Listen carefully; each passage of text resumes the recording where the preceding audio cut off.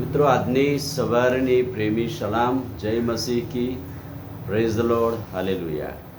દિવસની શરૂઆત પ્રભુના વચનોથી કરીએ છીએ અને દરરોજ પ્રભુનું વચન, ટચુકડું નાનકડું વચન દિવસને આશીર્વાદિત કરે છે. અને એમ દરરોજ સવારે આ સંગતમાં આપણે પ્રભુના વચનોનું મનન કરીને દિવસની શરૂઆત કરીએ છીએ. નાની ટચુકડી સંગત પણ દેવના વચનનો આશીર્વાદ. અને એટલે આ દિવસોમાં આપણે પ્રભુના ચરણોમાં બેસવાથી, પ્રભુના ચરણોમાં નમી પડવાથી, પ્રભુના ચરણોમાં આવવાથી ચમત્કાર, આશીર્વાદો, આનંદ, પ્રેમ, શાંતિ પ્રાપ્ત થાય છે. અને એ વચનો પ્રમાણે આજે બીજા બે વચનો આપણે જોઈશું. માર્કની સુવાર્તા 5મો અધ્યાય અને 22મું વચન, માર્કની સુવાર્તા 7મો અધ્યાય અને 25મું વચન. બંને વચનોમાં શું લખ્યું છે? માર્ક 5 અને 22માં પ્રભુના ચરણોમાં પડવાથી ફતેહબંધ પ્રાર્થના, એટલે કે સફળતાપૂર્વકની પ્રાર્થનાનો જવાબ જોવા મળે છે. શું જોવા મળે છે? સભાસ્થાનનો એક અધિકારી, એની દીકરી કે જે મરણતોલ માદી હતી, અને એણે આવીને પ્રભુના ચરણોમાં પડી જઈને નમ્ર વિનંતી કરી કે પ્રભુ, મારી દીકરી મરણતોલ માદી છે, તું આવને એને સ્પર્શ કર, સારી કર. પણ આ દીકરી તો મૃત્યુ પામી.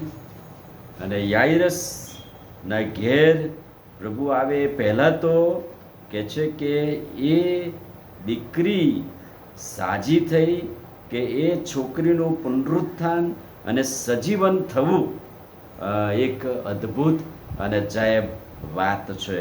અને યાઈરસ જાણે કે ઘેર નિરાશા સાથે જઈ રહેલો, પણ એ પહેલાં તો પવિત્ર આત્માના સામર્થ્યમાં આ દીકરી એ જીવતી થાય, એને પાછી પ્રાપ્ત થાય, એટલા માટે એના વિશ્વાસને દ્રઢ ને મજબૂત કરવામાં આવે. એટલે કે માર્કની સુવાર્તા 5મા અધ્યાયના 22મા વચનમાં પ્રભુના ચરણોમાં પડી જવાથી જે પ્રાર્થના છે એ સફળતાપૂર્વકની પ્રાર્થના છે, ફતેહબંધ પ્રાર્થના છે. માર્કની સુવાર્તા 7મો અધ્યાય અને 25મું વચન, એક એવી સ્ત્રી કે જે સ્ત્રીની નાની દીકરી અશુદ્ધ આત્માથી પીડાતી હતી.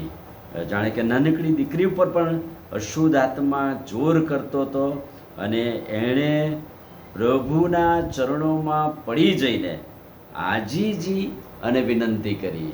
આ એક એવી સ્ત્રી હતી કે જે પોતાની દીકરીના નવા જીવન માટે એ પ્રભુના ચરણો આગળ નમી પડી અને આજીજી કરી, વિનંતી કરી.